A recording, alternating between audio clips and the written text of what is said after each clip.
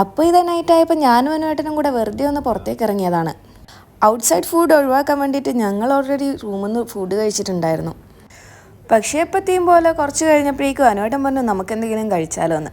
അപ്പോൾ പിന്നെ ലൈറ്റായിട്ട് പാനിപ്പൂരി കഴിക്കാമെന്നും പറഞ്ഞിട്ട് ഞങ്ങൾ അങ്ങോട്ടേക്ക് പോയി.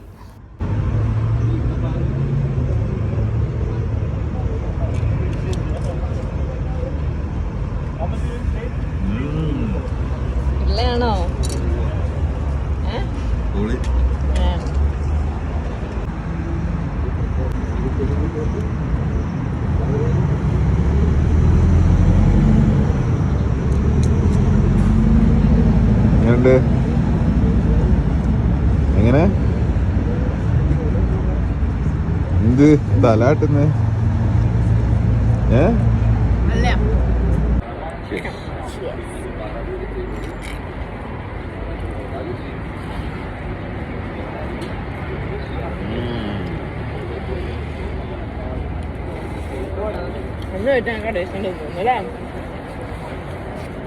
ആർക്കും ഓർമ്മയുണ്ട്?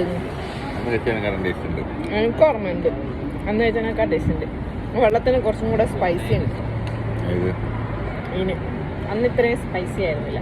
കഴിക്കാൻ തുടങ്ങിയാൽ ഇത് ഒരു പാനിപ്പൂരിയിലൊന്നും തീരില്ല എന്ന് എനിക്ക് നേരത്തെ അറിയായിരുന്നു. അതുകൊണ്ട് ഞങ്ങൾ വീണ്ടും ഒരു സമൂസ ചാറ്റോടെ ഓർഡർ ചെയ്തു. ഞാൻ സാധനം വാങ്ങിക്കാൻ സമൂസ ചാറ്റ്.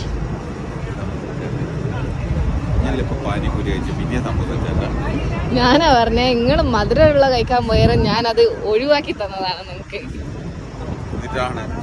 ഇത്രയും വലിയ മസാല ഇതാണോ സമൂസ ചാറ്റ്? രണ്ട് സമൂസ മാത്രമായി തിന്നാ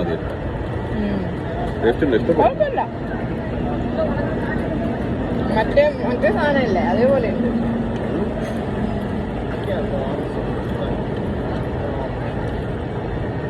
എന്താ വാങ്ങിയത്? പാവ് ഭാജി.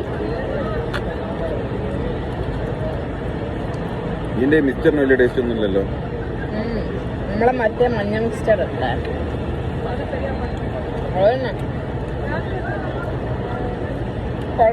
ഒരു പ്രാവശ്യം ദഹി പൂരയോ അത് വേറെ തന്നെ മസാല ഒരു മറ്റേ തൈരിട്ടുള്ളത്. ഇതൊക്കെ കഴിച്ചു കഴിഞ്ഞപ്പോഴേക്കും ഞങ്ങൾക്ക് ദാഹിക്കാൻ തുടങ്ങി. അപ്പോൾ ഒരു ജ്യൂസും പിന്നെ ഒരു ഐസ് ടീയും വാങ്ങി ഞങ്ങൾ നേരെ റൂമിലേക്കാണ് പോയത്. പക്ഷെ മധുര അനുവേട്ടൻ്റെ ഒരു വീക്ക്നെസ് ആയതുകൊണ്ട് ഒരു ചോക്ലേറ്റും എടുത്തിട്ടുണ്ടായിരുന്നു.